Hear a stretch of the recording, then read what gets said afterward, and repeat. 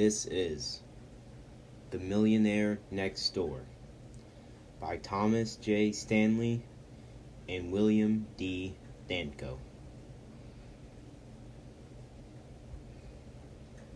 Preface. A reporter recently asked me about the changes I have noticed among the American population since the current economic meltdown. She wanted to know if a millionaire market is dead, given the recent reversals in the value of stocks and homes. I replied that the millionaire next door is still alive and kicking even today in this recession. Since 1980, I have consistently found that most millionaires do not have all their wealth tied up in their stock portfolios or in their homes. One of the reasons that millionaires are economically successful is that they think differently. Many a millionaire has told me that true diversity has much to do with controlling one's investments. No one can control the stock market, but you can, for example, control your own business, private investments, and money you lend to private parties. Not at any time during the past 30 years have I found that the typical millionaire has more than 30% of his wealth invested in publicly traded stocks. More often, it is in the low mid 20% range.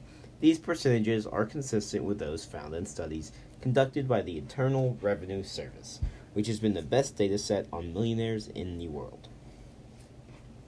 Consider the profile of a millionaire next door type couple, Miss T and her husband. To most, this couple's lifestyle is boring, even common. This millionaire's brand of watch is a Timex. Her husband's is a Seiko, number one among millionaires. The couple buys their clothes at Dillard's, JCPenney, and TJ Maxx. They have purchased only 2 motor vehicles in the past 10 years, both Fords. The current market value of their home is approximately $275,000. Mrs. T's most recent haircut cost $18, yet they are uncommon in the sense that they are financially independent. When I speak of people like Miss T and her husband, invariably someone will ask, but are they happy? Fully 90% of millionaires who live in homes valued under $300,000 are extremely satisfied with life. And in most recent work, I state that there are nearly 3 times as many households with investments of $1 million or more living in homes valued at $300,000 or less than there are living in homes valued at $1 million or more. Even the most multimillionaires in America don't live in expensive homes. I recently tabulated at the 2007 IRS estate data, the latest data available for those descendants with a estate valued at $3.5 million or more. I estimated that the median market value of a decent home was $469,021, or less than 10% of their median net worth. On average, these decents had more than 2.5 times more of their wealth invested in investment real estate than in their own personal homes. Profiling the millionaire next door population was a cumulative process which continues today.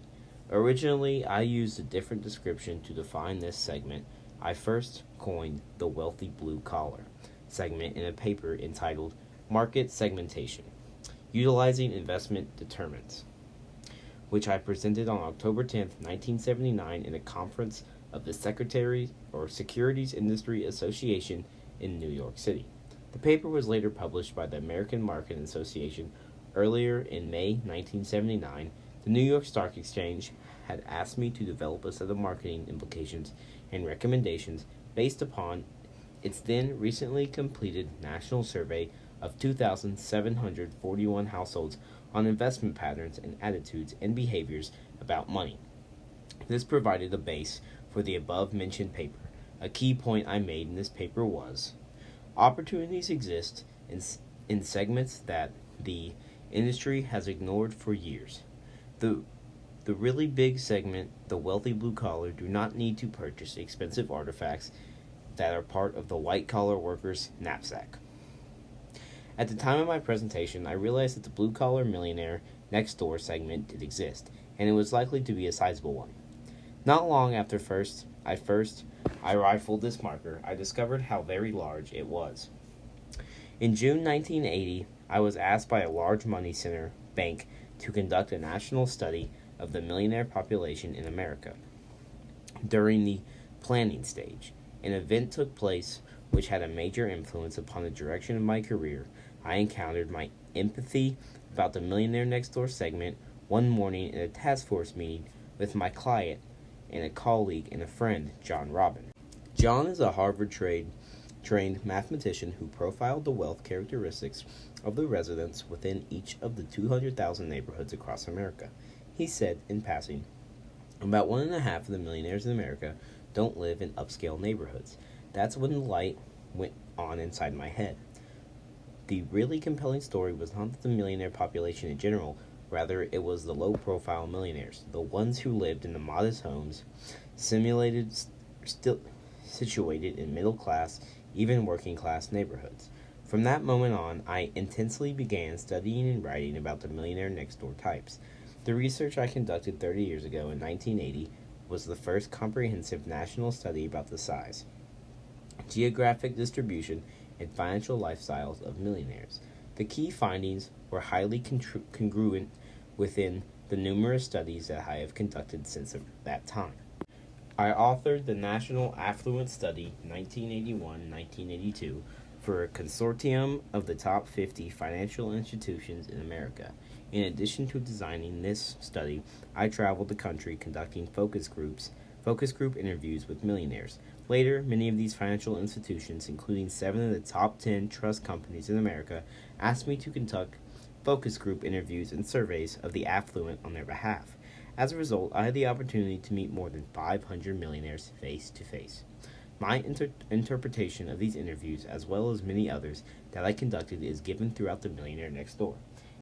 Interestingly, the millionaires I interviewed in Oklahoma and Texas, for example, had the same set of traditional American values as those who I interviewed in New York City and Chicago. The large majority was keenly interested in being financially independent. That's why they lived below their means. Prior to writing The Millionaire Next Door, I spent nearly an entire year reviewing my survey data and the transcripts of my interviews conducted between 1982 and 1996. This extensive research and analysis, I believe, is what makes The Millionaire Next Door a perennial bestseller. For the price of a book, the reader is essentially buying the equivalent of more than $1 million worth of invaluable research and interpretation. Why do I continue to write about rich people? It is not for the benefit of rich people. What I write is designed to enlighten those who are confused and misinformed about what it means to be rich. Most Americans have no idea about the true inner workings of a wealthy household. The advertising industry in Hollywood have done a wonderful job conditioning us to believe that wealth and hyper-consumption go hand in hand. Yet, as I have said many times, the large majority of the rich live well below their means. Unfortunately, the most Americans think that they are illuminating the rich by immediately consuming any upward swing in their cash flow. But the Millionaire Next Door types do it differently. As one millionaire woman trained as an engineer told me, after college, my husband, also an engineer, and I both got good jobs. We lived on one income and saved the other. Anytime we got raises, we just saved more. We have lived in the same modest 1,900 square foot home for 20 years. Sometimes my kids ask if we are poor because I make them order from the $1 value menu. America is still the land of opportunity. For the past 30 years, I have consistently found that 80 to 85% of millionaires are self-made. There is great pride, joy, and satisfaction to be derived from building one's own fortune. Countless millionaires have told me that the journey to wealth is much more satisfying than the destination. When they look back over their history of building wealth, they recall constantly setting economic goals and the great happiness gained from achieving them. Yes, in the context of economic achievement, it is the trip, the journey to financial independence about which the millionaires next door most often boast.